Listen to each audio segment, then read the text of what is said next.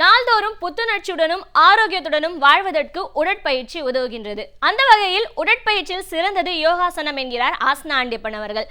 நம் விடியலை நிகழ்ச்சியின் முதல் பகுதியாக வரவிருப்பது நலமுடன் வாழ.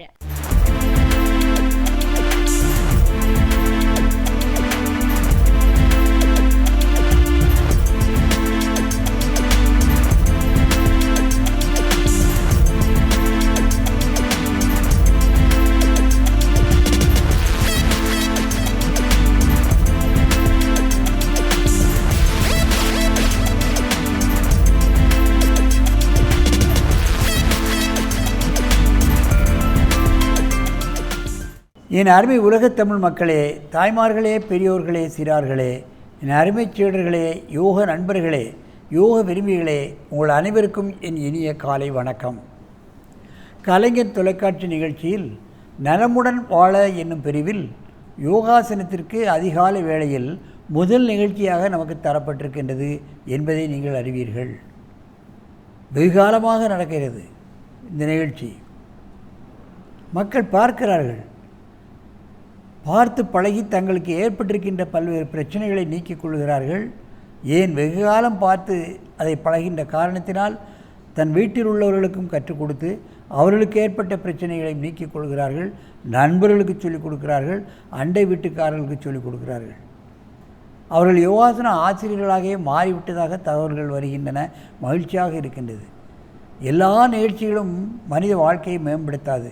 இவை ஒன்றுதான் மனிதனை மனிதனாக ஆக்கவும் அவனுடைய வாழ்க்கையை மேம்படுத்தவும் நோயின்றி வாழவும் 100 ஆண்டு வாழவும் எல்லா செல்வமும் பெறுவதற்கான வழிமுறைகளை காட்டவும் இந்த யோகக்கலை உதவும் என்பதை நீங்கள் தெரிந்து கொள்ள வேண்டும்.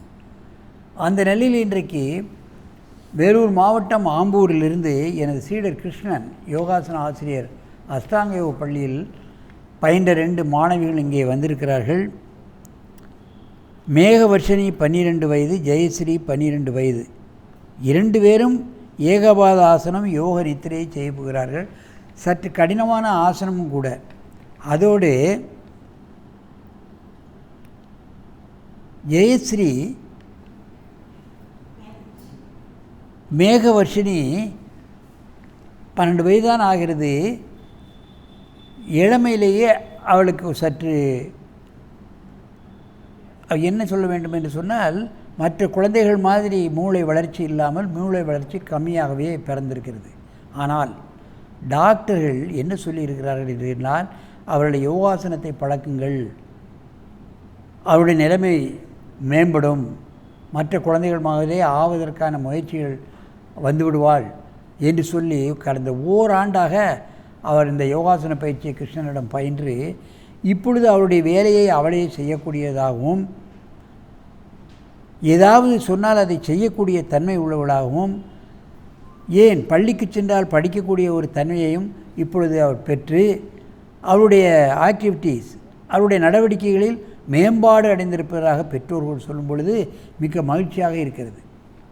அவர்கள் இப்பொழுது இந்த ஏகபாத ஆசனத்தை யோக நித்திரையும் செய்ய போகிறார்கள். என் அருமை மேகவர்ஷினி ஸ்ரீ 2 பேரும் இப்பொழுது ஏகபாதாசனம் யோக நித்திரையை செய்யுங்கள். பத்மாசனத்தை கலையுங்கள். முதலிலே வலது கால் போட வேண்டும். அப்படியே நிமிர்ந்து உட்காருங்கள், நிமிருங்கள்.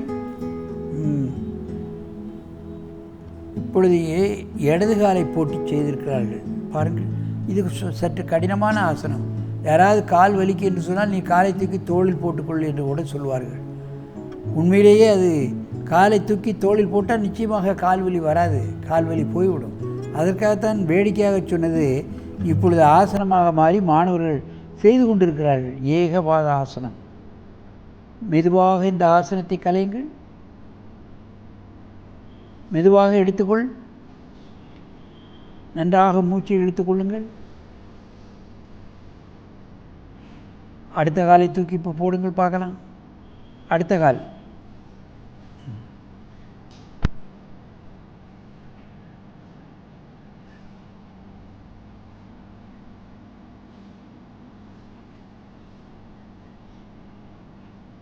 யோக நித்திரை. பாருங்கள், அந்த காலத்திலெல்லாம் முனிவர்கள் இப்படி சாய்ந்து படுக்க வேண்டும் என்று நினைத்தால் அவங்க எல்லாம் ஈச்சர்லாம் கிடையாது காட்டில், இதே மாதிரி படுத்துக் கொள்வார்களாம். யோக நித்திரை, இதிலேயே தூங்கி விடுவார்களாம். அதான் யோக நித்திரை என்பது.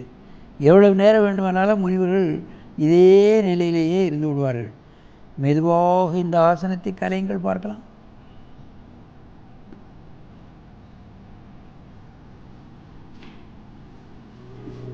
நீண்ட மூச்சு வாங்கிக் கொள்ளுங்கள். இப்பொழுது ஒருவருக்கொருவர் நேராக பார்த்து கொண்டு இந்த ஆசனத்தை செய்ய வேண்டும். அப்படி திரும்புங்கள், இங்கே திரும்பு, நேராக இருக்கும். அப்புறம் வலது காலை செய்யணும், அப்புறம் இடது கால் செய்யணும். ஒரு கால் மட்டும் செய்யக்கூடாது, 2 காலும் செய்யணும். என்ன, இந்த கால் போட்டால் அந்த கால் செய்யணும். அவர்கள் எவ்வளோ நேரம் வேண்டுமானாலும் இருக்கிறோம் என்று ஒரு கங்கணம் கட்டி கொண்டு செய்வது போன்று இருக்கிறது. அதைத்தான் நாம் கவனிக்க வேண்டும். சிறு குழந்தைகள் எவ்வளோ அற்புதமாக செய்கிறது பாருங்கள். மெதுவாக இந்த ஆசனத்தை கலையுங்கள். இப்பொழுது இடது காலை போட்டு உட்கார்ந்துருக்கணும். இந்த காலத்துக்கு போடு, இந்த காலை தூக்கி போடு. படுக்கக்கூடாது, அப்படியே உட்காந்துரு. காலத்துக்கு போடு.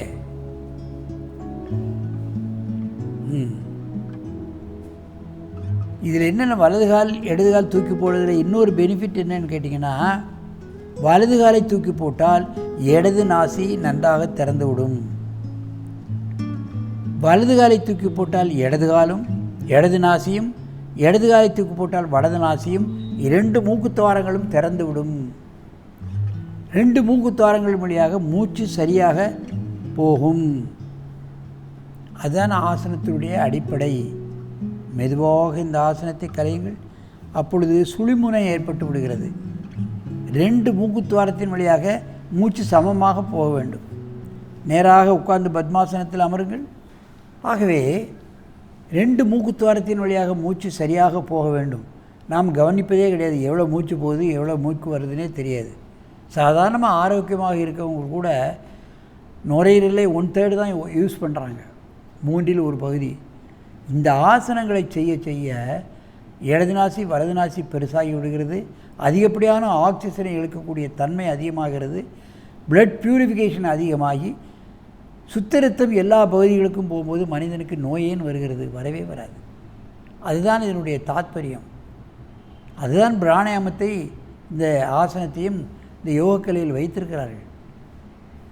ஆகவே இது போன்ற அற்புதமான கலையை, நமது வாழ்வுக்கு முன்னேற்றம் தரக்கூடிய கலையை நீங்கள் காலையிலும் மாலையிலும் குழந்தைகளும் பெரியவர்களும் எல்லா தரப்பினரும் பழகி என்றும் ஆரோக்கியமாக நெடிது இனிது வாழ வேண்டும் என்று கேட்டு உங்களிடமிருந்து விடைபெறுவது ஆசனம் ஆண்டியப்பன். வணக்கம்.